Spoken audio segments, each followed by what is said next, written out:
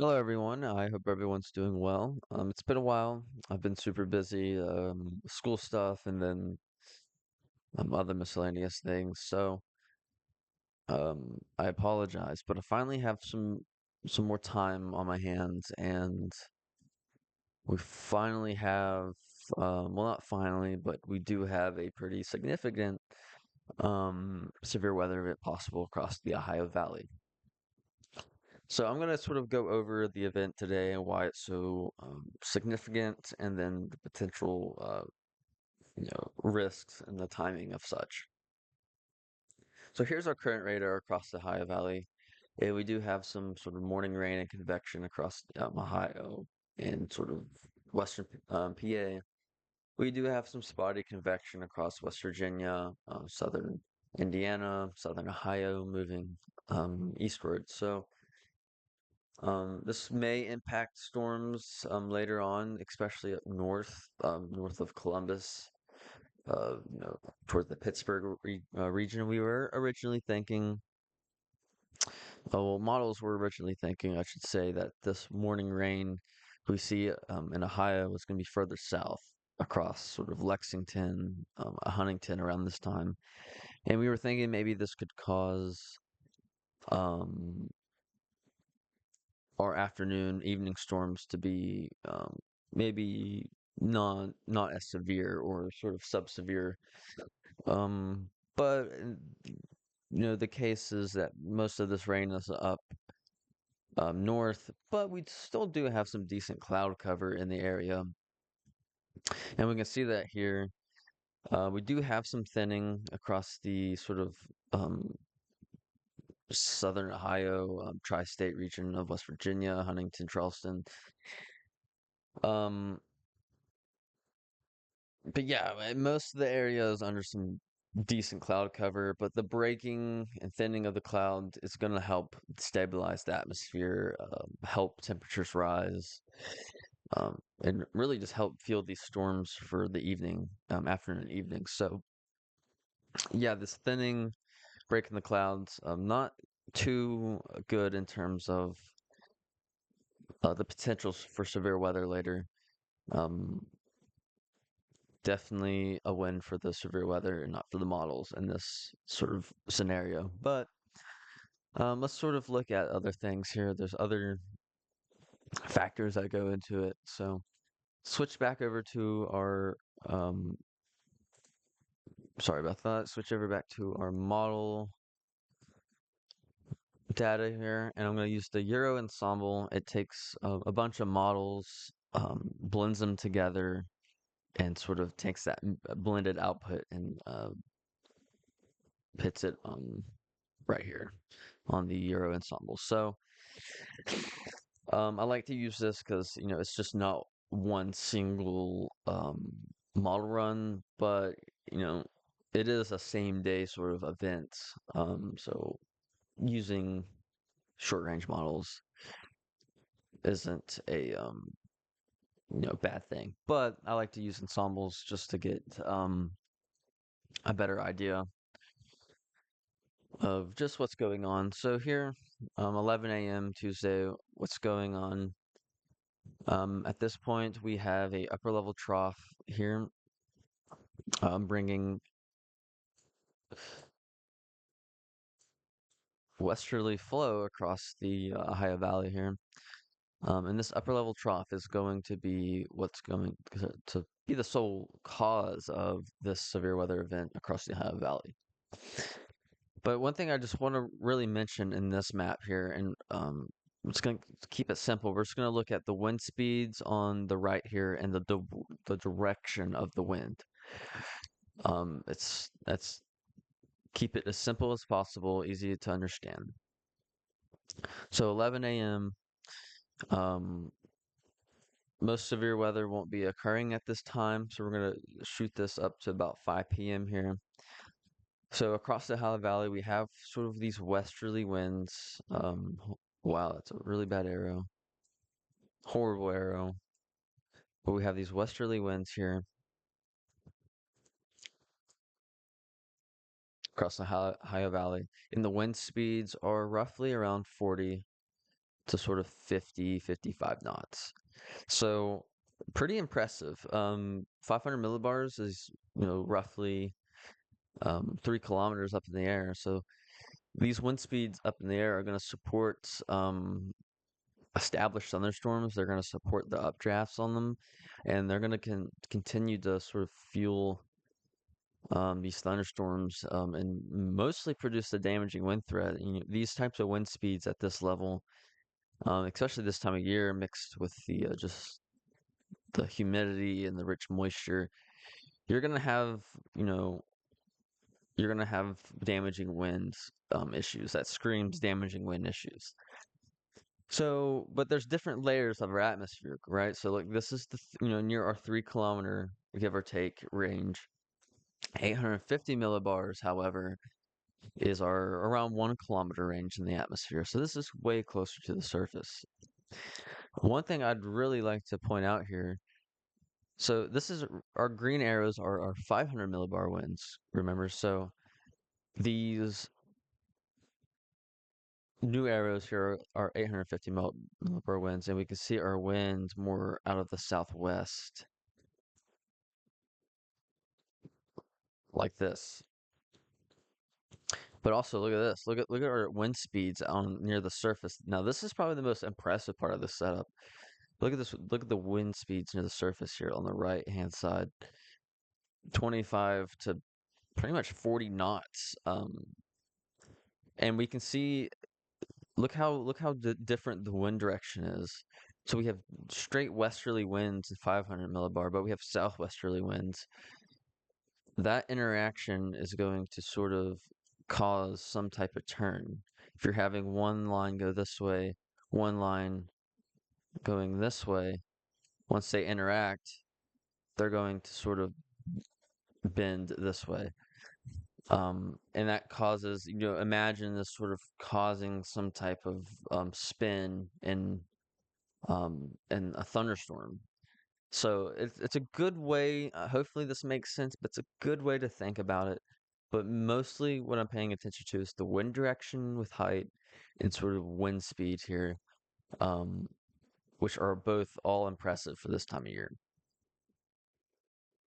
And again, this is this evening, right about when 5 p.m., right about when most of the convection should be forming or moving through the Ohio Valley. So this is, the wind part, the shear part, more meteorological term.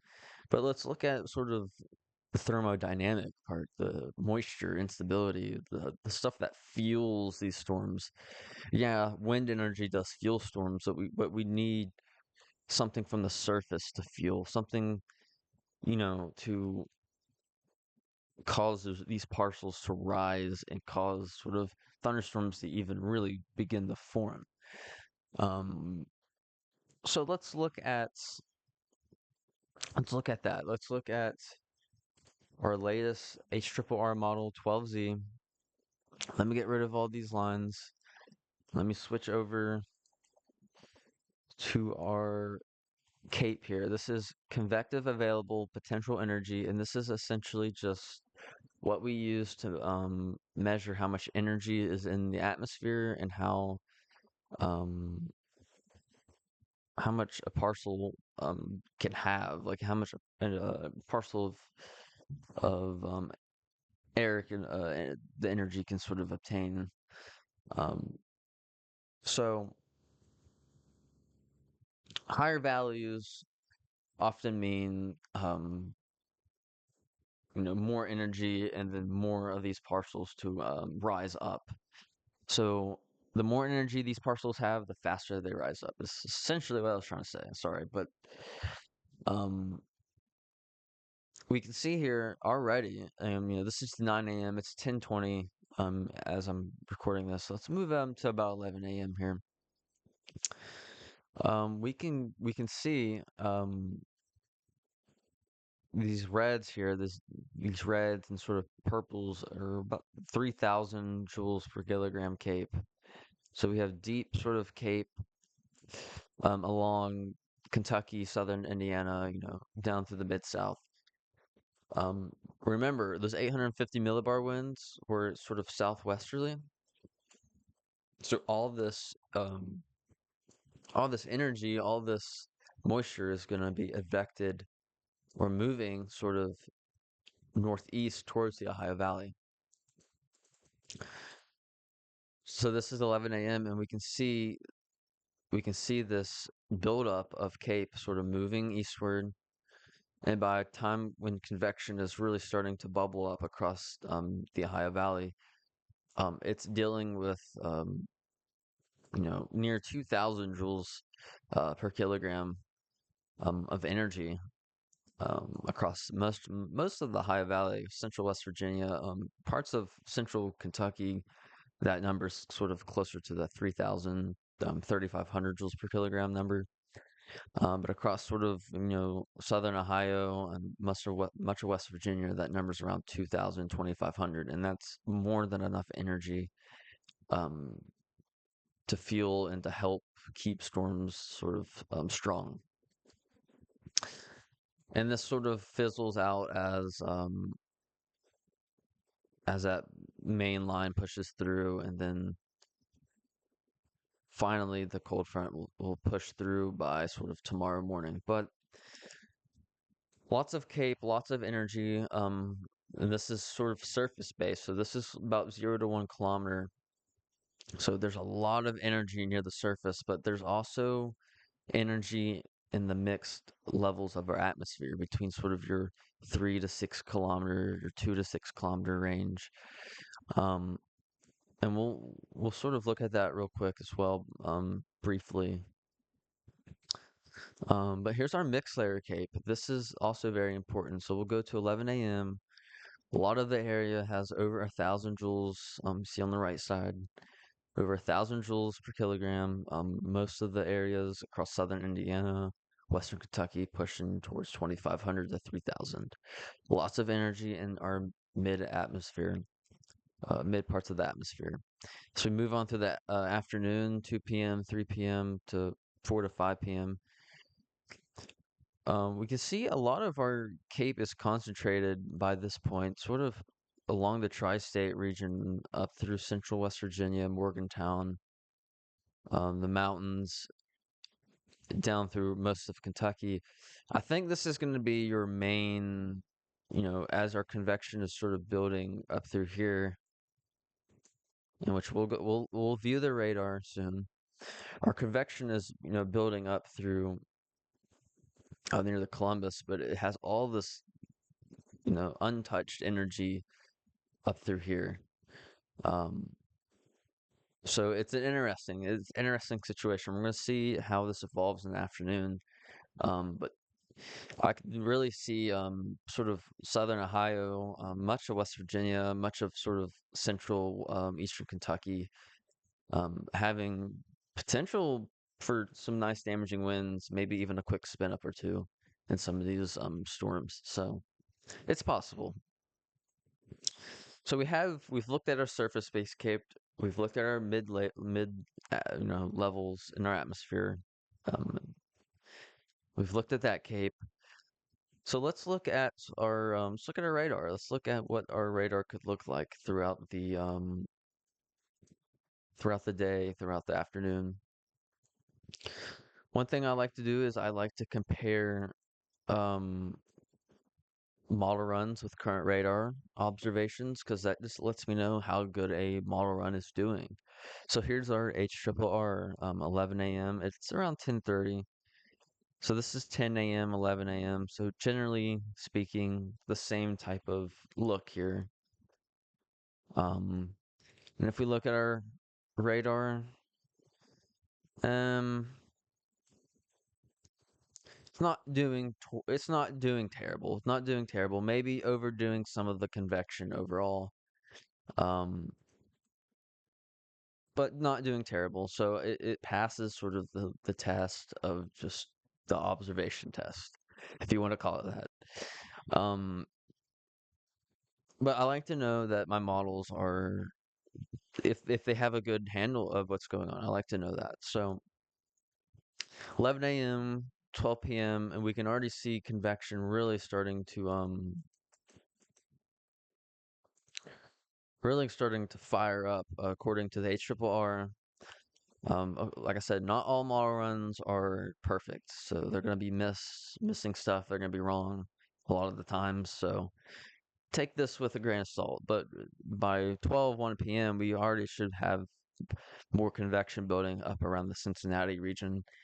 Um, and by 2 p.m., we can see a nice sort of line of semi-discrete, sort of maybe semi-clustered convection. We see a nice discrete cell south of Cincinnati, south of Chillicothe. So like this is the situation I'm slightly worried about. Are these semi-discrete, sort of just alone cells that might have nothing but space and untouched atmosphere? All these storms up here are competing with one another, but if you have a semi-discrete sort of a lone storm, they're not going to have much to compete for. Um,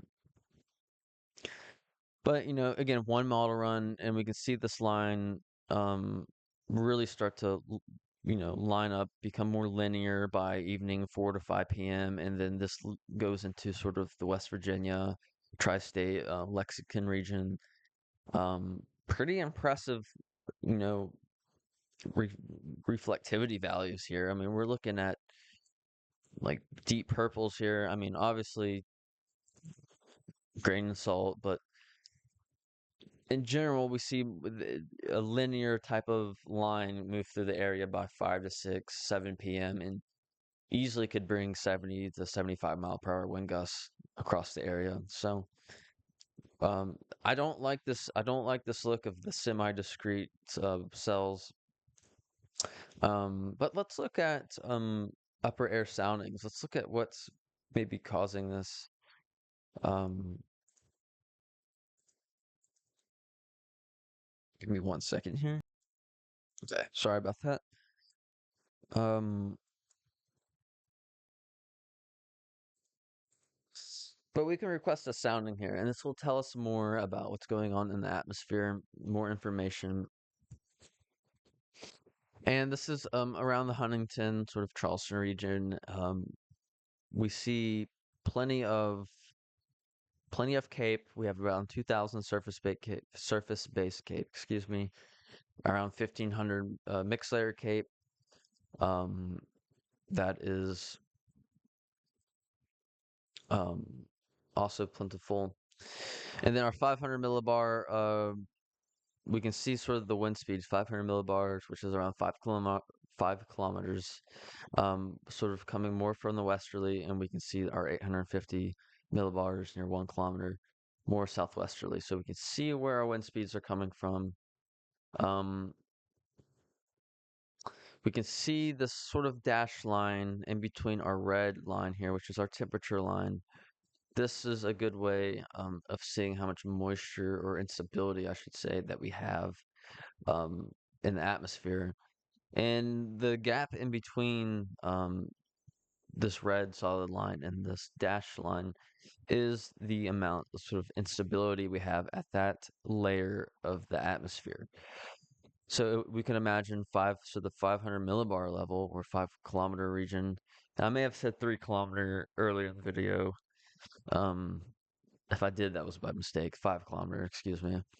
Um, but we can sort of go parallel here and find that at that level there is quite a bit of instability in the wind speed. So that's sort of how we can use that. There's also, I mean, tons of other ways to use that, but just more of a simplicity sake reason. Um, that's another way to sort of measure what's going on in the atmosphere. Another way is a hodograph here, and this sort of just points out wind vectors into lines and sort of um, can help sort of dictate what type of convection we're dealing with, whether it's sort of more pulse storm activity, more um, supercell activity, or more sort of the linear threat. And this here more screams more of the linear threat, but we do have a little bit of sort of that right hand turn between the surface here in the 3 kilometer region here, which is what that 3 stands for.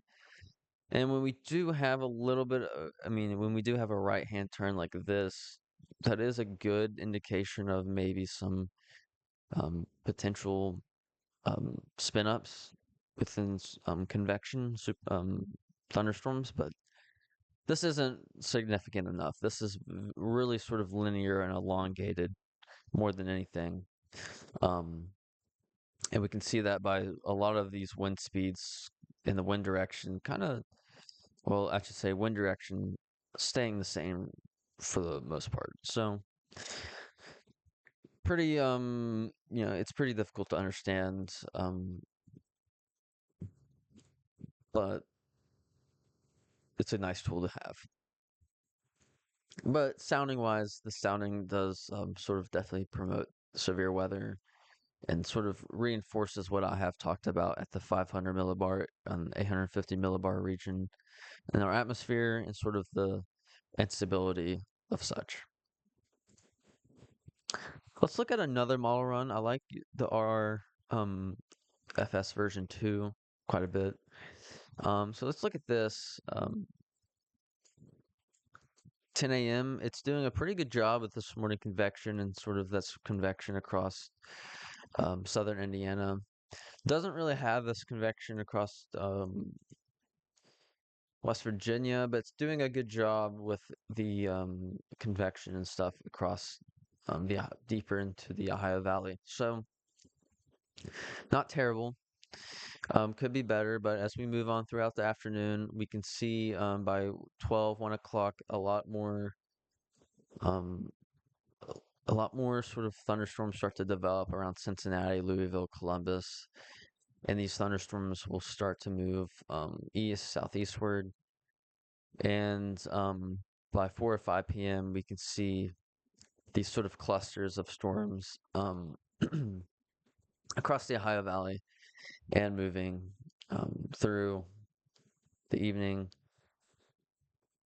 Again, becoming more linear by throughout the nighttime. So again, a windbag sort of event of sort of 50 to 70 mile per hour wind gusts seems more likely than anything today.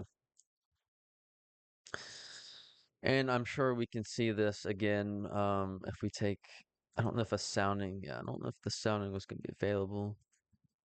So we'll take the just normal RRFS sounding here and we do have a bit more of, so this is sort of like what you would like to see if you want, um, potential for spin ups and storms, but again, definitely more still elongated here, but we do have more of a right hand turn, but nothing crazy. Bit of an inversion here too in this as well, but um, also 500 millibar westerly, 850 millibar southwesterly. So, same overall point and concept. So, I think um, I think today's severe threats. We can look at it now here. This is our enhanced region across the Ohio Valley. It pretty much covers much of it, and then a slight risk surrounds it. And our tornado risk, again, where that instability is greatest across sort of northern Kentucky, central West Virginia, southern Ohio, where that instability is greatest, and the threat up here is going to be more sort of kinematic. Wind threat, 45% still exists across much of the area. I do think this is going to be the biggest threat, and Storm Prediction Center also um, thinks that as well, with the 45% risk staying into place. So, the risk for 75 mile per hour wind gust it does exist anywhere in this pink region. And then there's also a threat for some hail. I don't think we'll see much, but if we do see more of the discrete sort of activity, then Quarter-sized hail I wouldn't be shocked if there is quarter-sized hail. Wouldn't be surprised. So just be on the lookout for that. I do think we could see some hail reports, but nothing significant. I think we're going to be mostly seeing lots of wind reports, maybe a few tornado reports if we get some more discrete activity. But um, we'll see what happens. I'll be keeping an eye on it. We already do have a. See if we can't get a better radar. I can't. I don't know my alphabet apparently, but here we go. We can see a already pretty strong thunderstorm across central Ohio, just south of Columbus, as of 10:38 a.m. But yeah, things are already starting to kick up across the Ohio Valley, so just keep an eye out on this throughout the day. Stay weather aware. Have a way to get mornings, and keep things tied up out back, patio stuff. Make sure you bring that stuff in. Um, just in case. But yeah, hope everyone stays safe and hope you guys enjoyed the video.